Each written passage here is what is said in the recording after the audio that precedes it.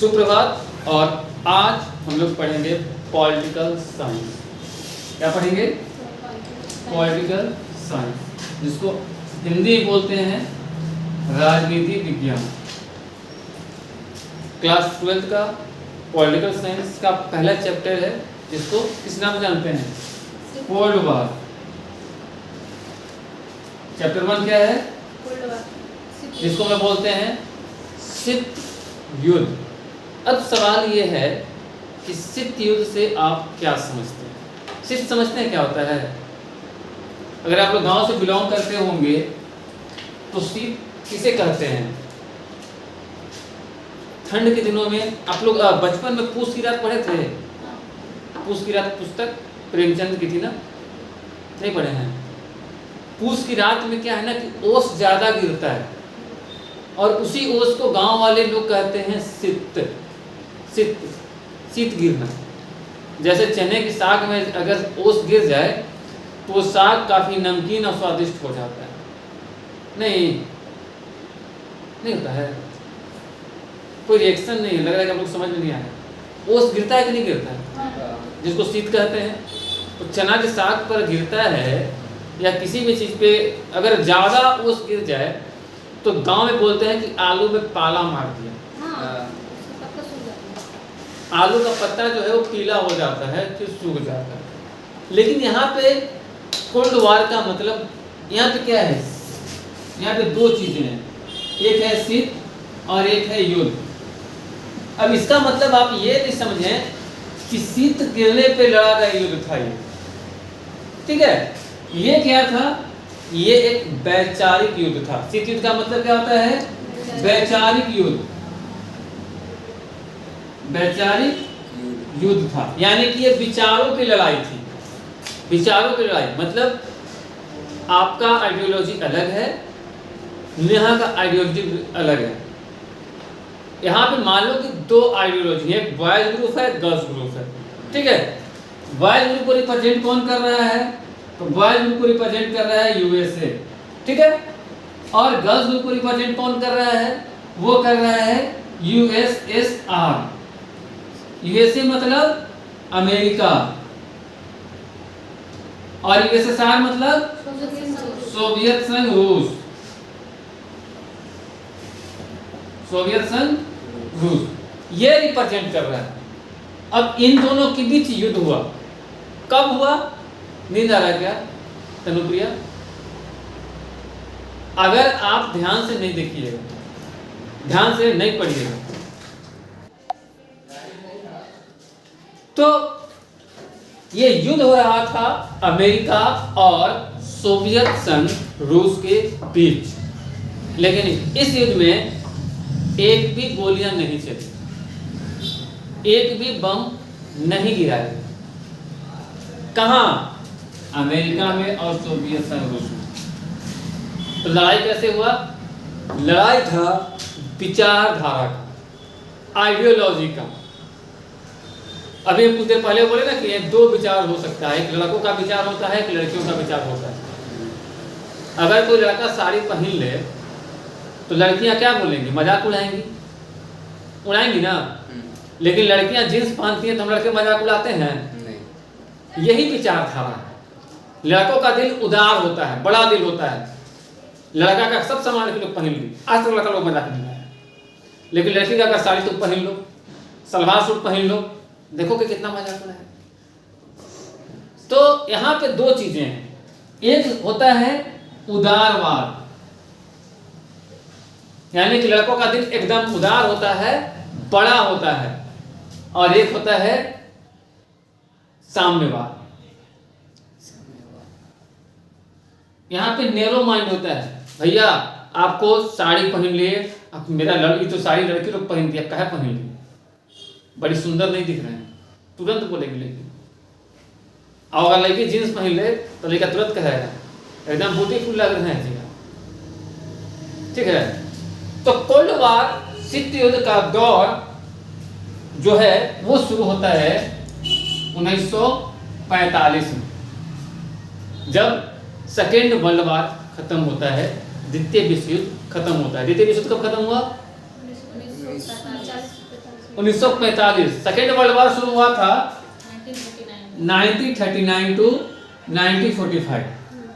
6 साल तक दूसरा विश्व युद्ध चला और विश्व युद्ध खत्म होता है तो शुरू होता है शीत युद्ध। ठीक है, तो नाम से ही है शीत युद्ध यानी कि कोल्ड वॉर। तो इस युद्ध में हथियारों का प्रयोग नहीं किया गया, यहाँ पे विचारों की लड़ाई, आइडियोलॉजी की लड़ाई हुई और इसे आइडियोलॉजिकल वॉर कहा। सबसे पहले शीत युद्ध का शब्द का प्रयोग किसने किया था? तो सबसे पहले शीत युद्ध शब्द का प्रयोग किया था बर्नार्ड बारूच ने। एमसीक्यू में आपसे पूछता है सबसे पहले शीत युद्ध या कोल्ड वॉर शब्द का प्रयोग किसने किया? तो सबसे पहले किया था बर्नार्ड बारूच ने। कौन था? एक अमेरिकी लेखक था। लेखक, पत्रकार, संवाददाता, रिपोर्टर, आप जो कहना चाहते हैं कर सकते हैं अकॉर्डिंग टू योर एमसीक्यूज जब एग्जाम में। तो कोल्ड वॉर शुरू होता है 1945 और ये तब तक चलता है जब तक सोवियत रिपब्लिकन यूनियन जो है खत्म नहीं हो जाता, यूएसएसआर टूट नहीं जाता, यानी कि 1991। तो शीत युद्ध कब से कब तक चला? 1945 कब से कब तक चला? 1945 से 1991। ये लड़ाई थी विचारधारा की। तो एक लड़ाई होता है दो देशों के बीच। कौन कौन सा देश बताए थे अभी आपको हम? संयुक्त राज्य अमेरिका और सोवियत संघ। तो दो गुट थे, यूएसए और यूएसएसआर, अमेरिका और सोवियत संघ रूस। और ये दोनों कौन से कंट्री थे? यूरोपीय देश थे, यूरोपीय देश थे। हालांकि जो रूस है वो एशियाई कंट्री है, लेकिन यूएसएसआर यानी उसमें जो 15 रिपब्लिक थे उसमें बहुत सारे कंट्री यूरोपियन थे। से आपसे पूछा कि रूस यूरोपीय है कि एशियाई है, तो एशियाई देश है। लेकिन यहाँ पे यूएसएसआर की बात हो रही है। ठीक है, तो ये यूरोप को दो भागों में बांट दिया गया। एक वेस्टर्न, वेस्ट मतलब क्या होता है? तो पश्चिमी यूरोप का नेतृत्व अमेरिका कर रहा था और एक ईस्टर्न, पूर्वी यूरोप का नेतृत्व कौन कर रहा था?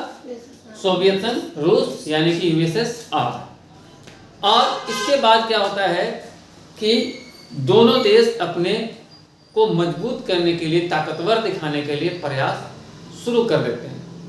और इसकी शुरुआत होती है सबसे पहले मार्शल योजना, मार्शल प्लान।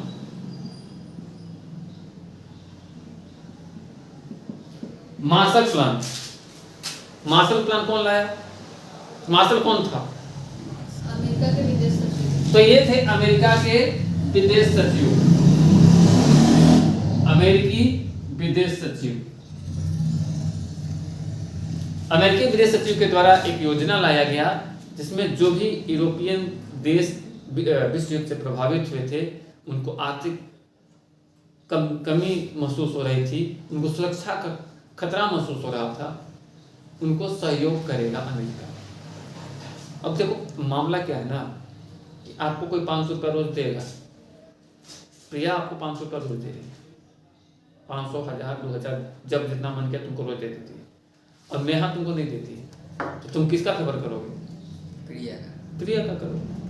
तो सीधा मतलब है कि ये सोचना कि जितना छोटा छोटा देश है सबको पैसा फेंक देते हैं और तमाशा देख लेते हैं, पैसा फेंक तमाशा देख। तो इसके जवाब में एक और प्लान आता है और उसको बोलते हैं मोल्टो प्लान।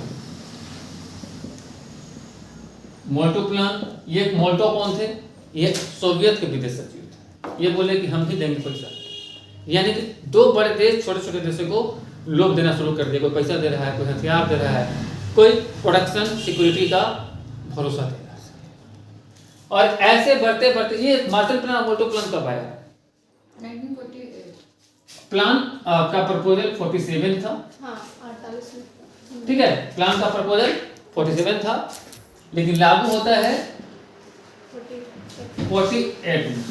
तो आपसे अगर एमसीक्यू पूछेगा कि मार्शल प्लान कब आया, मोल्टो प्लान कब आया, तो ये होता है 1948। क्लियर है? कोई कंफ्यूजन? ओके। अब आते हैं कि इसके बाद बहुत सारे सैन्य संगठनों का निर्माण होता है। कौन कौन सा सैन्य संगठन का निर्माण होता है और कब होता है, इसका हम लोग डेट वाइज डाटा निकालेंगे। ठीक है, आप लोग कॉपी कलम भी निकालिए और लिखते रहिएगा। सबसे पहला संगठन बनता है, उसका नाम है नाटो। नाटो का फुल फॉर्म क्या होगा? North Atlantic Treaty Organization. NATO का फुल फॉर्म क्या होगा? North Atlantic Treaty Organization. इसको हिंदी में क्या बोलेंगे? संधि संगठन, उत्तरी अटलांटिक संधि संगठन। तो नाटो का स्थापना कब होता है? 4 अप्रैल 1949। नाटो का स्थापना होता है 4 अप्रैल को 1949। इसमें शुरुआती देश कितने होते हैं जब स्थापना होता है? तो 12। वर्तमान देशों की संख्या कितनी है? 32। तो जब स्थापना हुआ था तो 12 देश थे, वर्तमान में इसकी संख्या है 32। और इसका नेता कौन था? यूएसए। इसको बनाया था यूएसए। तो 1949 में बनता है नाटो। ठीक है, अगर प्रारंभिक सदस्यों की बात की जाए तो अमेरिका, ब्रिटेन, ठीक है, फ्रांस, कौन कौन? America, Britain, France, Canada, Belgium, Netherlands, Luxembourg, Italy, Portugal, Denmark, Norway और आइसलैंड। ये 12 कंट्री थे। ठीक है, संधि पे हस्ताक्षर होता है सबसे पहले, अगर नाटो को डीप में जाएं तो संधि पे हस्ताक्षर होता है 8 सितंबर 1900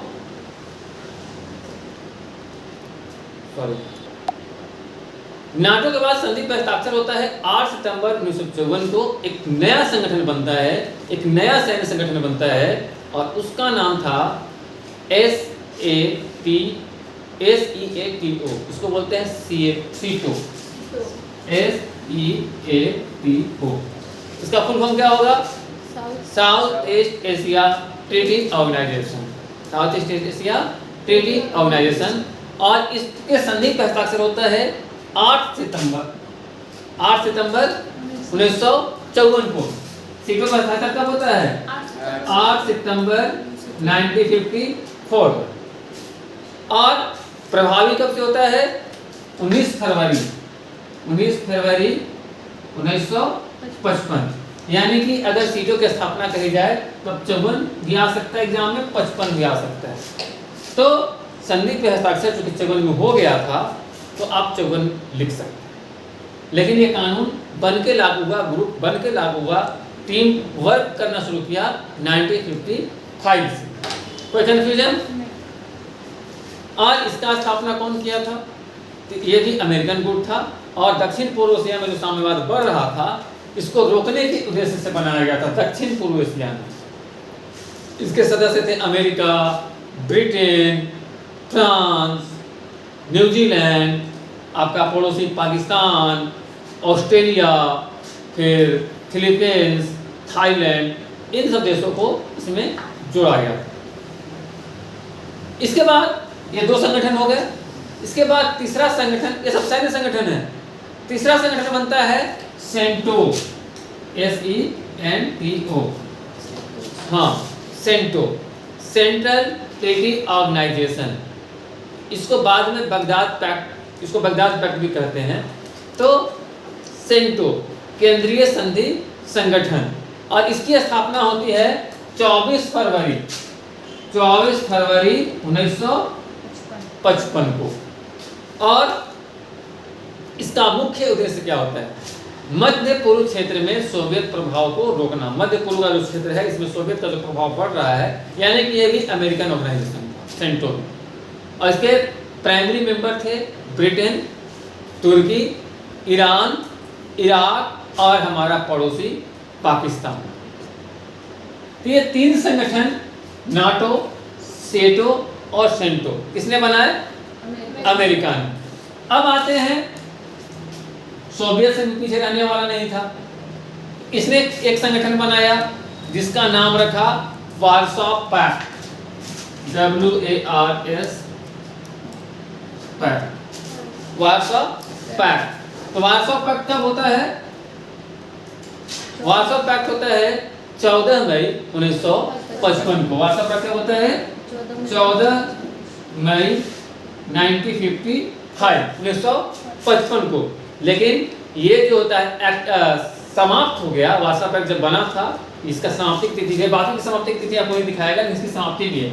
यानी कि वार्सो पैक्ट समाप्त हो गया है और ये समाप्त हुआ है 1 जुलाई 1991 को। तो ये बनाया गया था संगठन सोवियत संघ के द्वारा। इसका मुख्य उद्देश्य था नाटो से मुकाबला करना तथा समाजवादी देश जो हैं, जो सोवियत गुट के देश हैं, उनको सिक्योरिटी प्रदान करना, प्रोटेक्शन देना। वार्सा का इसमें मेंबर की बात की जाए तो इसमें मेंबर जो थे वो आपके सोवियत संघ, यूएसएसआर था जिसे 15 रिपब्लिक ऑलरेडी हैं, पोलैंड था, पूर्वी Germany, Czechoslovakia, Hungary, Bulgaria, Romania और अल्बानिया, ये सब इसके मेंबर थे। ठीक है, तो आपको अगर टाइमलाइन से याद करना है तो सबसे पहले हो गया नाटो 1949, फिर हो गया सीएटो 1954 या 55 दोनों इसमें आता है। 8 नंबर को संधि पर हस्ताक्षर हुआ था और एक्टिवली वर्क कर रहा था 1905 से। ठीक है, उसके बाद सेंटो हो गया, इधर वार्सा पैक्ट हो गया। अब सेंटो को बगदाद पैक्ट भी कहते हैं। बगदाद पैक्ट क्यों कहते हैं? क्योंकि सेंटो में शामिल था इराक, और इराक की राजधानी बगदाद है और इसकी मीटिंग बगदाद में हुई थी। तो इसको कहा जाता था 1955 में बगदाद पैक्ट। केंद्रीय संधि संगठन को 1955 में कहा जाता था बगदाद पैक्ट, लेकिन 4 साल बाद 1959 में इराक इससे बाहर हो जाता है, लेफ्ट हो जाता है। तो अब जब जिसका नाम से है वही लेफ्ट हो जाएगा तो उसका नाम तो नहीं रहना चाहिए, तो इसीलिए बगदाद पैक्ट से होकर ये सेंटो हो गया। तो ये सेंटो बनता है 1959 में। 1955 में क्या था? बगदाद पैक्ट था। ये इसको बगदाद संधि कहते थे। ठीक है, बगदाद संधि कहते थे। कोई कंफ्यूजन इसमें अभी तक किसी को? और भी सैन्य संगठन बनाए गए हैं। नाटो हो गया, सेंटो हो गया, सीटो हो गया, वार्सा हो गया। यहाँ पे 4 मुख्य हैं, लेकिन और भी संगठन बनाए गए, सैन्य संगठन भी बनाए गए और अन्य संगठन बनाए गए। जैसे शीत युद्ध जब शुरू हुआ ना, तो यहाँ पे क्या था ना कि जैसे चंदन और प्रिया का झगड़ा करवाना है या प्रिया को मारना है हमको, तो प्रिया को हम नहीं मारेंगे, चंदन को कान में फूंक देंगे और चंदन और प्रिया करवा देंगे। तो शीत युद्ध के दौरान बहुत सारे छोटे छोटे देशों में युद्ध भी करवाया गया, जैसे कोरिया वार हुआ,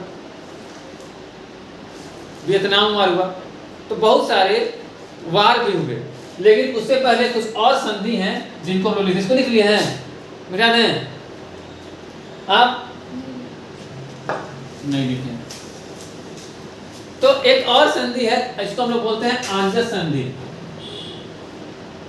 आंजस पैक्ट, आंजस संधि। ठीक है, और ये हुआ था 1 सितंबर 1951 को। आंजस संधि कब हुआ था? 1 सितंबर 1951 को। और इसके मेंबर थे अमेरिका, ऑस्ट्रेलिया, न्यूजीलैंड। यानी कि जो प्रशांत महासागर का एरिया था, क्षेत्र था, उसके प्रोटेक्शन के लिए, सुरक्षा के लिए और साम्यवाद के विस्तार को रोकने के लिए एक एग्रीमेंट किया गया जिसको हम लोग बोलते हैं आंजस संधि। आंजस संधि कब हुआ? 1 सितंबर यानी 1 सितंबर 1951। और आंजस हो गया, वार्सा हो गया, नाटो हो गया, सीटो हो गया, सेंटो हो गया। इसके बाद कौन सा संधि है?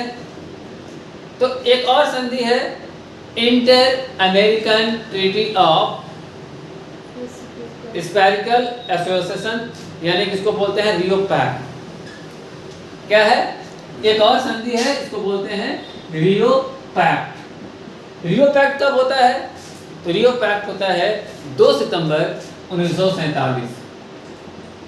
ये कब था? 1 सितंबर था। ये कब है?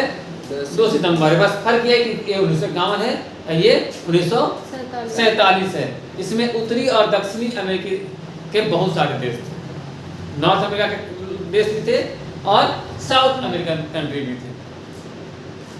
अब हम लोग पढ़ेंगे कि कौन कौन से शीत युद्ध के दौरान महत्वपूर्ण युद्ध हुए, किस किस देश के बीच में कौन कौन से महत्वपूर्ण युद्ध हुए।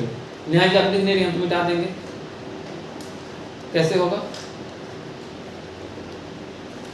आप नहीं लिख रही हैं, मिटा देंगे, कैसे होगा? इसको मिटा रहे हैं, ठीक है। अब हम लोग पढ़ेंगे कौन कौन से युद्ध हुए।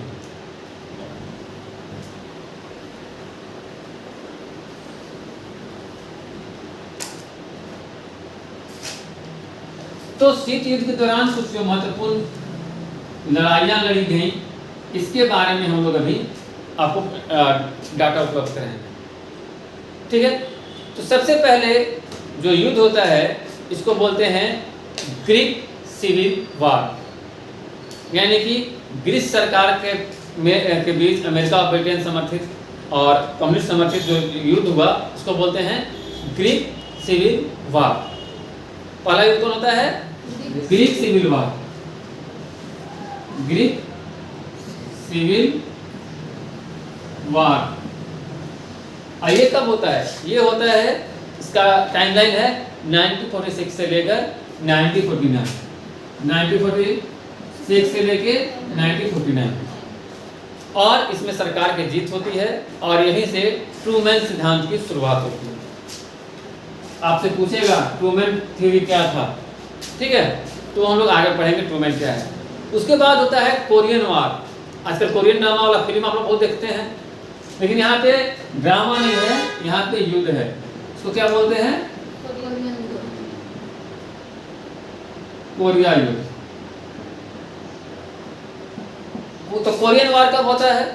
तो द्वितीय विश्व युद्ध के बाद कोरिया जो है 38वें समानांतर रेखा से विभाजित हो गया। कोरिया दो हो गया, एगो नॉर्थ हो गया और एगो साउथ हो गया, उत्तरी कोरिया और दक्षिणी कोरिया। अब बाउंड्री कौन सा बन गया? 38वां समानांतर रेखा। ये कैसे हुआ? इसके लिए मार हुआ, युद्ध हुआ। तो दक्षिण कोरिया प्लस अमेरिका प्लस संयुक्त राष्ट्र एक साइड, यानी दक्षिण कोरिया अमेरिका के सपोर्ट से खड़ा हुआ और उत्तरी कोरिया किम जोंग का नाम सुने ही होंगे, इसके सपोर्ट में था चीन और सोवियत संघ। तो कोरिया जो है बट गया है और इसको बोलते हैं कोरिया। हुआ था कोरिया युद्ध के बाद। वियतनाम युद्ध आप लोग सुने ही होंगे। वियतनाम युद्ध में दक्षिणी वियतनाम और उत्तरी वियतनाम, दक्षिणी वियतनाम का सपोर्ट करता था अमेरिका और उत्तरी वियतनाम का सपोर्ट कर रहा था सोवियत संघ और चीन। यानी कि वियतनाम को भी बांट दिया शीत युद्ध, कोरिया को भी बांट दिया। और ये सबसे लंबा युद्ध था। वियतनाम युद्ध को माना जाता है कि सबसे लंबा युद्ध था। तो कोरिया युद्ध हो गया, कोरिया में 2 कोरिया बन गए।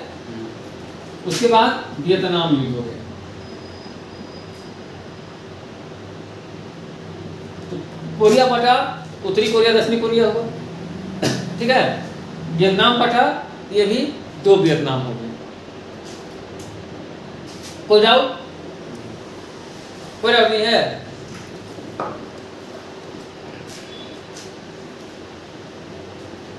उसके बाद है सुएज क्राइसिस, सुएज नहर वाला जो मामला है, ठीक है। तो सुएज नहर का जो राष्ट्रीयकरण करना था उसको लेके सुएज क्राइसिस होता है और इसमें पुनः मिस्र की जीत हो जाती है। उसके बाद है 6 डे वार। सुएज क्राइसिस है, सुएज समस्या हो गया।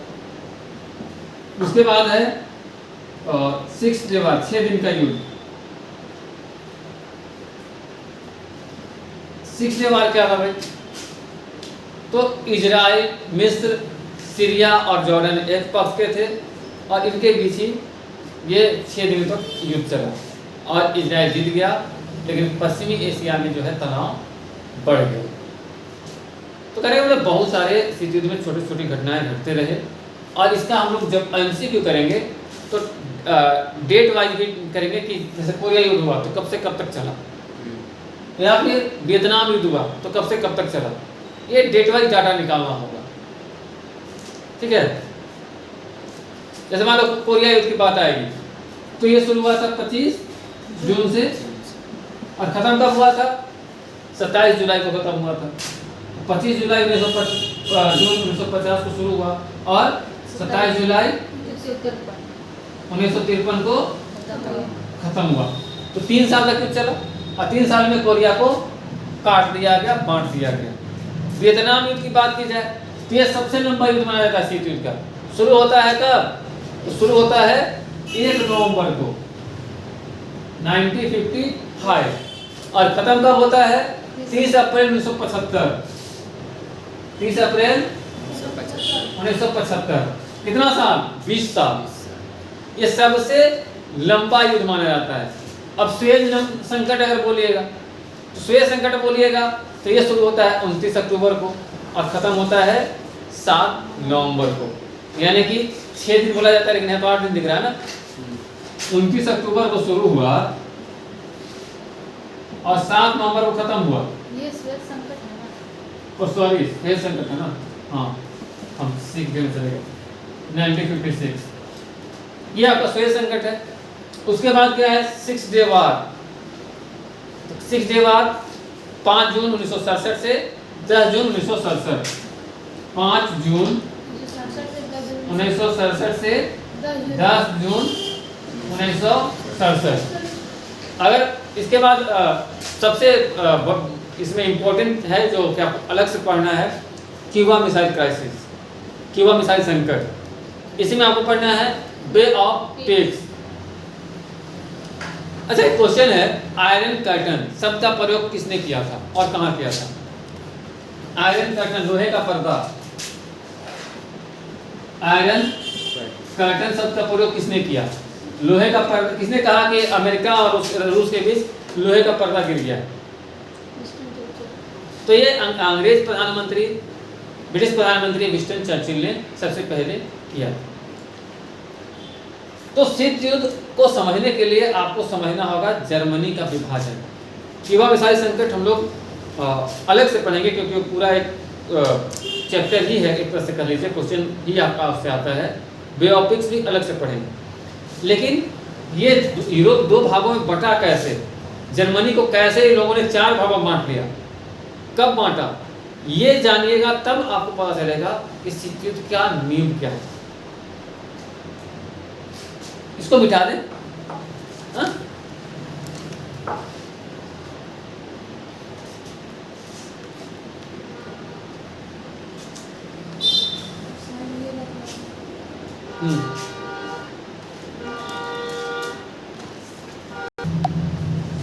लिख लिए। तो अब इसको आगे बढ़ने से पहले शीत युद्ध को जब तक आपको तब तक समझ नहीं आएगा जब तक हम लोग जर्मनी की कहानी नहीं समझे। ठीक है, इसको मिटाते हैं और हम लोग पढ़ते हैं आज पहले जर्मनी। जर्मनी क्यों जरूरी, जर्मनी इसलिए जरूरी है कि दूसरा विश्व युद्ध में वो हार गया था। और जब कोई हार जाता है ना, मान लो कोई जब जंगल में जाओगे और कोई छोटा सा जानवर है वो हार जाएगा तो 4 बड़ा बड़ा जानवर उसको बांट मार के खा जाए। तो जर्मनी की कहानी क्या है कि जर्मनी जो है युद्ध हारता है 1945 में। कौन सा युद्ध हारता है, वर्ल्ड वॉर 2 विश्व युद्ध। कैसे हारता है, तो 2 परमाणु का प्रयोग होता है। परमाणु कौन गिराता है, अमेरिका। अमेरिका परमाणु गिराता है। कब गिराता है, तो 6 अगस्त को गिराता है और 9 अगस्त को, और 9 अगस्त को गिराता है।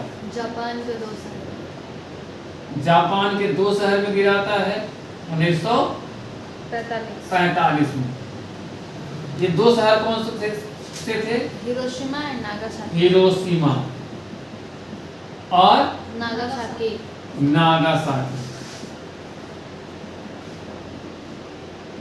ये 2 बम गिराए जाते हैं और इसके बाद जर्मनी इस विश्व युद्ध में सरेंडर कर देता है, हार जाता। और जब वो हारता है तो इसको जर्मनी का हो जाता है विभाजन। जर्मनी का क्या होता है? विभाजन। जर्मनी का होता है विभाजन। कितने टुकड़ा में? 4 क्षेत्रों में विभाजन हो जाता है, 4 भागों में। एक इसको काट माने क्या कहा जाता है, बोटी बोटी काट देना। तो जर्मनी को काट काट के विभाजन कर लेता है। एक भाग पे कब्जा करता है अमेरिका, एक भाग पे कब्जा करता है अमेरिका, और एक पे करता है ब्रिटेन, और एक पे करता है फ्रांस, और एक पे करता है सोवियत संघ। गांव में कहावत सुने होंगे आप लोग कि राजा को पता नहीं है अनुसार गांव बेच दिया।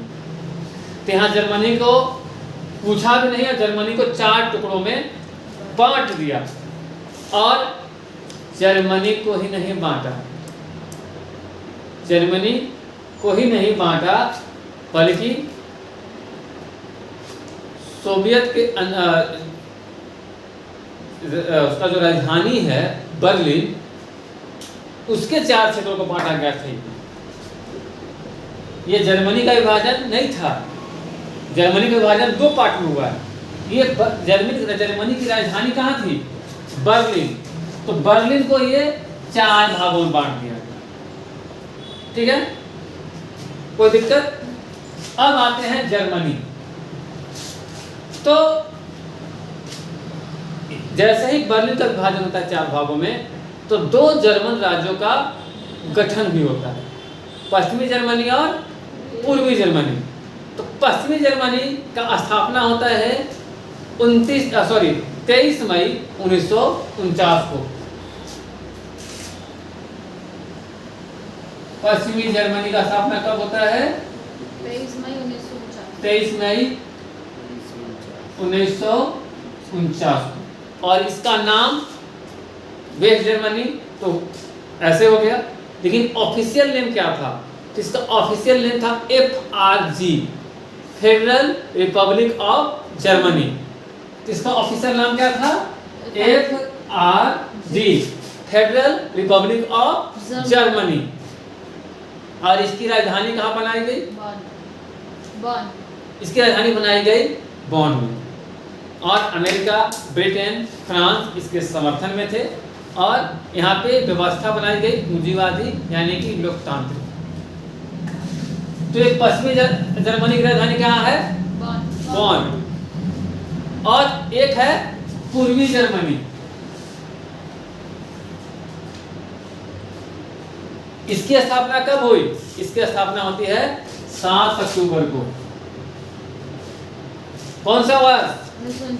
1949।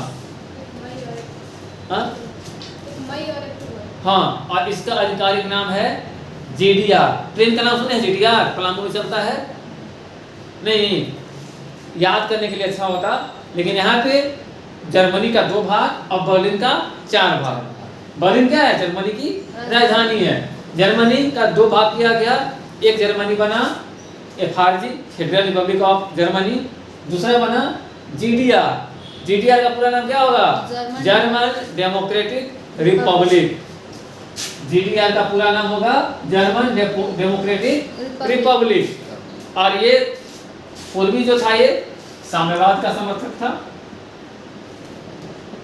और पश्चिमी जो था वो पूंजीवाद का था। तो यहाँ से विभाजन हो गया, यहाँ विभाजन हो गया, हुआ ना? अब विभाजन हो गया तब कैसे पता चलेगा? तो वहां पे होता है बर्लिन वॉल, एक दीवार बनाया जाता है। क्या बनाया जाता है?